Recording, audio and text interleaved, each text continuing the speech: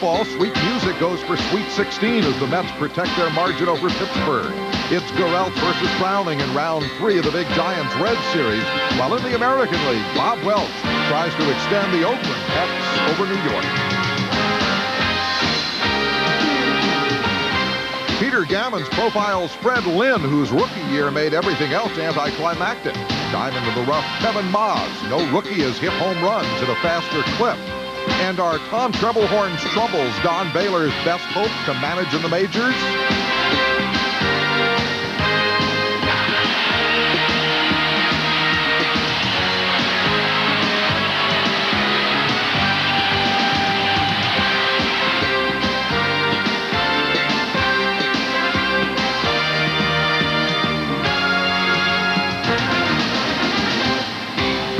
We are looking inside the Astrodome, home of the Houston Astros, scene of tonight's Sunday night baseball game between the Astros and the visiting San Diego Padres, bidding for a sweep of the Stros in their own park.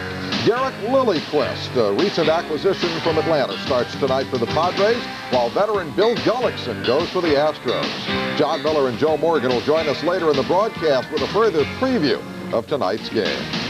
Good evening, everybody. Welcome to Baseball Tonight. I'm Dave Marish. This evening, Ray Knight, Peter Gammons, Chris Berman, and I will bring you highlights, sidelights, and hopefully some insights into Major League Baseball. We begin with the Boston Red Sox, 2 games up in the American League East at the start of play today. They're out in Seattle with their midseason miracle man, Tom Bolton, going for his 7th win in 8 decisions against the Mariners' Eric Hansen. Pitchers duel so far. Look at the nasty bender Hansen throws to Tim Naring. Sit down, Tim. Right now they're in the 3rd, scoreless. In the 4th now, with Bolton and Hansen both on the hill, scoreless in the 4th, Boston and Seattle. In Anaheim, Baltimore is winning big over California. That one is now 11-4 in the 9th inning. John Mitchell cruising to what should be an easy win. Cliff Young on in relief of Mark Langston, who's on his way to losing his 10th of 11 decisions. And 5-15 overall if he does get the loss. Big hitting hero has been Rene Gonzalez, the second-string second baseman, with 4 RBIs. In the National League East, the Mets' margin over Pittsburgh was just half a game as play began today. The New Yorkers were sending their ace, 15-game winner Frank Viola, to face the hottest team in the league. The Cubs have won 18 of their last 25, and they used their big rookie right-hander Mike Harkey. Banner day today at Shea. Not a banner day for Frankie V. First inning, Mark Grace, kiss it goodbye. 4th home run of the year for Grace over the glove of Strawberry. Cubs took a 1-0 lead. Mets hurt themselves with defense. Tom O'Malley, the third baseman here, Ray. For what he has to do, runners on 1st and 3rd, tie game. He should have made that runner commit. Runner was halfway, and he just gave the ball up too quickly, and as a result, he had no play. And as a result, 2 hitters later, Walton singles through the left side, and 2-run score, and the Cubs take a 4-1 lead. Meanwhile, Mike Harkey just cruising, powering it by Dave Magadan. Getting into the 8th inning, Ryne Sandberg's bat is coming back alive. Real meatball from Alejandro Pena, and didn't he put it on a line over the wall and left. 27th homer of the year for Sandberg, and Mets fans found baseball not the best thing to watch today as the Cubs won it 10-2. Harkey wins his 11th. Viola loses his 7th. Mike went 8, 4 hits, 1 run. Viola 10 hits and 6 earned runs in 5 innings. Offensively, the Cubs got 3 hits apiece from Domingo Ramos, Sean Dunston, and Mark Grace. And, of course, the home run by Grace and the 27th home run by Sandberg. In Pittsburgh, lefty John Smiley for the Pirates against Bob Tewksbury as Joe Torre tries to keep the Pirates on their slide. Chico Lin did his bit, muffing the pop fly by Vince Coleman, running over his right fielder Bobby Bonilla. By the time they got together, it was a triple. Run scored. Then when Rex Hudler tripled down the line and right, Ozzie Smith scored, and the Cardinals took a 2-0 lead. It was 3-0 St. Louis in the 7th when Todd Zeile got all of this one. Put it over the wall to left, his 12th of the year. 4-0 Cards. Meanwhile, Bob Tewksbury was showing keep the ball down and you can win. Well, he's surely right. Here's a ground ball to Pendleton. He mixes that big breaking ball, that sinker, and sometimes runs that fastball up in the strike zone. Bob Tewksbury has been murder on the Pittsburgh Pirates this year, holding them scoreless for the last 17 and 2/3 innings. The shutout And the final, 6-0, Cardinals over the Pirates. Tewksbury's 7th win in 10 decisions. Ozzie Smith, Rex Hudler, Tom Pagnozzi, and Milt Thompson had 3 hits each for the Cardinals. Tewksbury all the way, 6-hitter, 4 strikeouts with the shutout. John Smiley gave up 3 runs on 8 hits in just 3 2/3 innings for the Pirates, who've now dropped 5 in a row. The Cards, by the way, escaped the National League East cellar today, climbing over the falling Phillies. Speaking of whom, Phillies in Montreal, this was Dave Martinez day. First inning, fastball on the inside, Martinez gets it all. His 10th home run of the year, good for 2 Pirate runs, and a little adjective for Jose De Jesus. Now, this is not instant replay, but it sure looks that way. 3rd inning, same pitch, same result. 2-run dinger for Dave Martinez. That's 11 now, career high. In fact, this has got to be Dave Martinez's greatest year. Tim Raines says, I can do it too. His 4th home run here, all of them coming off De Jesus, as Montreal cruised to the 6-3 win over Philadelphia. Dickie Thon had a home run for the Phillies in that. Dave Martinez, 3 for 3, 2 home runs, 11 for the year, as we say, his best season. Phillies got 2 RBIs from Dale Murphy. The rookie, Chris Naholtz, went 5 1/3 for Montreal to get the win. 3 runs, 3 hits. Then Tim Burke went an almost perfect 3 2/3 in relief. Just 1 walk marring that effort. Coming up, the National League West and the big 3rd game of that Giants-Reds series at Riverfront. Peter Gavins will profile Fred Lynn, and Jimmy Roberts will introduce us to that young home run sensation, Kevin Maas of the Yankees. There were some interesting roster moves by the Giants today. They released their veteran right-hander Atlee Hammaker. They placed the outfielder Mark Leonard on the DL and recalled outfielder Rick Parker and first baseman Mike Laga. Both of them coming up from Phoenix.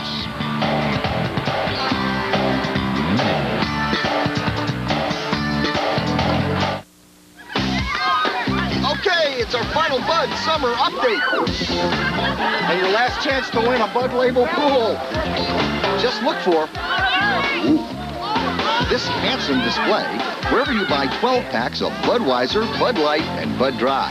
And get a Bud deck chair at a special price. Whoops. I'm out! Here's to a great Bud Summer. So here's to a great Bud Summer. Where can you go on Goodyear Wrangler radials?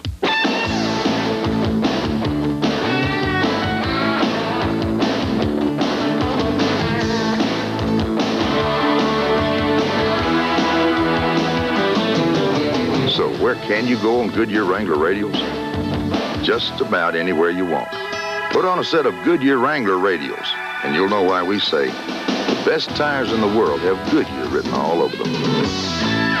Look into the sleek design of the Sterling 827 SLI, luxuriously appointed with handcrafted wood, rich in supple Connolly leather. And right now, a Sterling 827 SLI is a most prudent investment. British performance and athletic handling with the finest, most affordable financing starting at 0%. Or lease a Sterling SLI with maintenance included at no charge. No matter how you look at it, it's time to see what it's like to drive a Sterling SLI.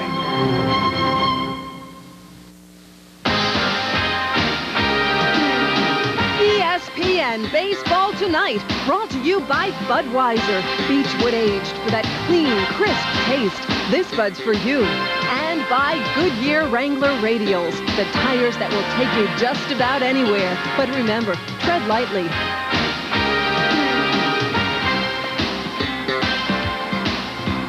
The big weekend series. Game 1, homestanding Reds win it. Game 2, visiting Giants take the nod. Game 3, today at Riverfront.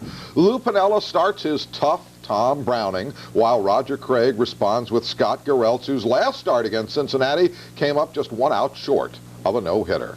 Barry Larkin back in the lineup after bruising a knee yesterday. Got the Reds off in the first inning. Lined this double in the left field corner. Reds would take a 4-0 lead in the first inning off of Garrelts. But the Giants came back. Third inning, Kevin Mitchell smokes one to left field. Todd Benzinger goes into the corner trying to make the play, can't get there. It's a ground rule double. Giants would close to 4-3, but then Hal Morris would open it up again with this home run, his 6th of the year, just inside the foul pole in right field. Reds up 5-3. Controversy, what's Lou Piniella mad about, Ray? Well, they called Rob Dibble for touching his mouth, and they called a balk here. He touched his mouth, but then he says he wipes it on his jersey, but it was obvious there he didn't. The night before, Roger Craig accused Carlton of throwing that spitter 6 different times. They checked it. Yeah, it was one of those phantom wipe jobs, but didn't stop the Reds from wiping out the Giants today. 6-4 was the final. Browning gets his 12th win. Gureltz takes the loss. Hal Morris, 2 for 2. 2 runs scored, 2 runs driven in, and that, of course, his 6th home run. Robbie Thompson hit number 12 for the Giants. The slumping middle third for the Giants went 3 for 13 on the day. Will Clark, though, was 2 for 4. Browning, 6 1/3, 8 hits, 3 runs for the win. Gureltz lost it going 5 runs on 7 hits.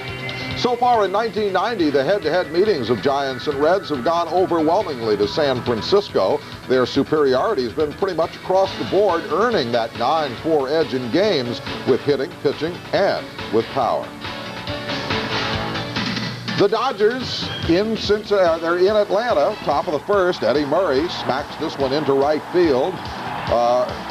That is Murray coming around to score. That's Dick Dempsey who hit the double into right field. 2-0 Dodgers. Top of the fourth, Murray again. This time going the opposite way and scoring Mike Sharperson. Dodgers took a 4-0 lead that became 7-0 as Hubie Brooks hit his 13th home run of the year. All of this scoring coming off of Tom Glavine of Atlanta. Final was 7-3. Dodgers beat Atlanta. Jim Neidlinger, the rookie, getting the win, his first of his career. The Dodgers are now just 7 games back of Cincinnati, just a game and a half behind the Giants. And Jim Gott got the save in that one. Coming up on Sunday Night Baseball from the Astrodome, it'll be the Padres against the Houston Astros. The Pods have won 3 in a row, 8 of their last 10, and they've now evened up the record of their interim manager, Greg Riddock, at 16-16. The Astros are normally among baseball's toughest teams at home, but they could be swept in their own ballpark if the Padres win tonight.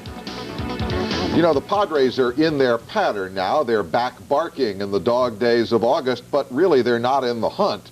Their poor play in April, May, and June took them out of the pennant race. And it seems to me, Peter, that they've got 2 problems that have a mutually exclusive solution. On the one hand, the club has really been hit by excessive turbulence, just too much change year after year. On the other hand, disharmony in the clubhouse really made for an ugly scene. So what do? Shake them up again to get new chemistry, or make the old boys take on a new attitude? Well, Dave, I think if Greg Riddock has his way, and we don't know yet whether he'll be back next year, my guess is he will be, I think you'll see them stick basically with the team they have. It's his feeling that every year they make several changes. They've brought in some unique personalities and tried to mold them into a club every year very early, and it really hasn't worked. And I think he has some holes. They need to work out center field. Sean Abner may well be the answer. They need a defensive shortstop and maybe another third baseman or reliever. But basically, he thinks this team is pretty well stabilized if it'll stick together. And the thing is that back in May, when some of the dirty laundry got aired and there were fingers pointed at Jack Clark and Tony Gwynn, he thinks a lot of those problems got worked out, that they stopped simmering, they all confronted one another, and now the team, they found, hey, this is just very normal, and I think that's worked out, and they're headed in the right direction now. Now, Ray, in the long, distant days of your youth as a minor leaguer in the Red system, you knew Greg Riddock, and you knew right away this was managerial material, right? No, I did not. Greg Riddock, he was one of those guys that came out of college. The rest of us guys mostly were out of high school. Greg Riddock was the most fun-loving guy, never took anything seriously, loved baseball, and was very positive, but he would have been the last person I thought would be a manager. But the Reds saw something in him. He never had a lot of talent, only went as high as AA, spent 9 years in the Reds organization as a manager, then was scouting director, and also he headed the player development there. So he was with that organization a long time, saw a lot of baseball, but like I said, he has a psychology major, so he's a guy that can motivate that team. Peter, of all the many disappointments the Padres have had this year, perhaps the most mysterious is what happened to the top of their pitching staff. Not only are Hurst and Bennis having mediocre won and lost years, they've rarely looked commanding on the hill. What's gone wrong? I think they got very defensive for a while. I think in the case of both Hurst and Bennis, they tried to do too much when the team wasn't hitting, and they got pinpoint with their control. There was one game where Hurst didn't throw a pitch that was clocked over 76 miles an hour. But they've started to throw the ball really well again. I saw both Bennis and Hurst this week, and they threw very well in Atlanta. We'll see Bennis tonight. And you take Ed Whitson, who's really the anchor of that staff. Then next year you can move Greg Harris with a curveball and that fabulous changeup of his. Get them into the rotation. Find them a stopper, say Dave Smith as a free agent. And you've got one of the best foursomes there of a rotation in the league. Like a lot of clubs, the Padres have spent this year searching for a real leadoff man and real center fielder. Riddock thinks he may have that guy in young Sean Abner. You knew him when he was even younger, Sean Abner. You think he can do the job, right? I absolutely do. Of all the guys that the Mets hyped in the 1980s, middle 1980s, you're talking about the Marvell Winns, the Herm Winninghams, the Lachelle Tarvers, the John Christensens.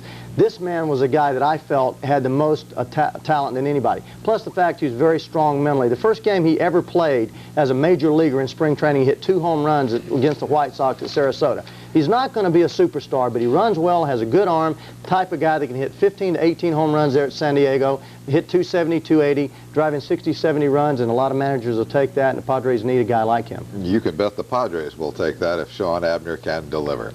Coming up, Chris Berman's going to join us with highlights from the American League. Bob Welch going for his best in baseball 19th win.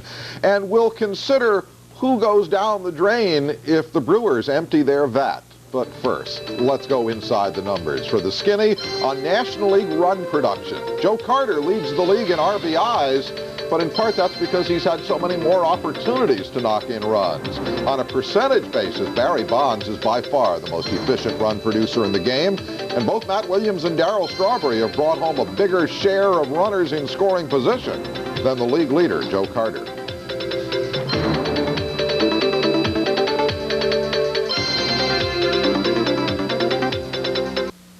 Introducing a water-repellent sealer that not only penetrates, seals, and protects wood, stone, brick, and concrete.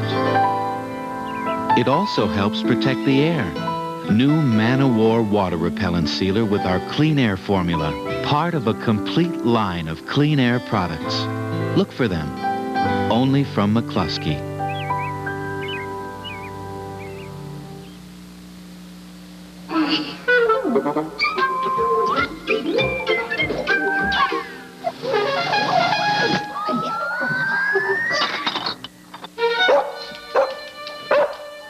What's your problem?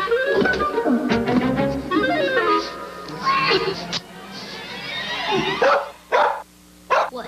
What is it? Crazy dog.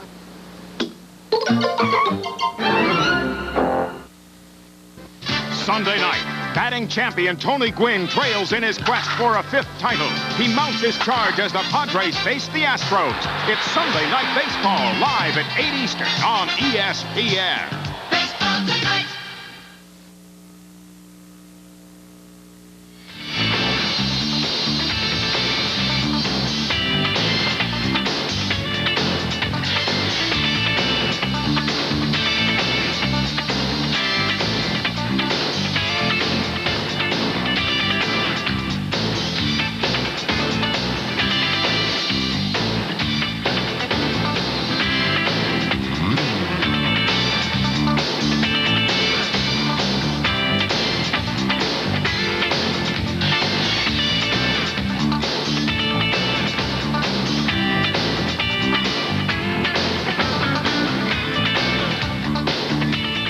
Among the most unequal rivalries in big league ball this year has been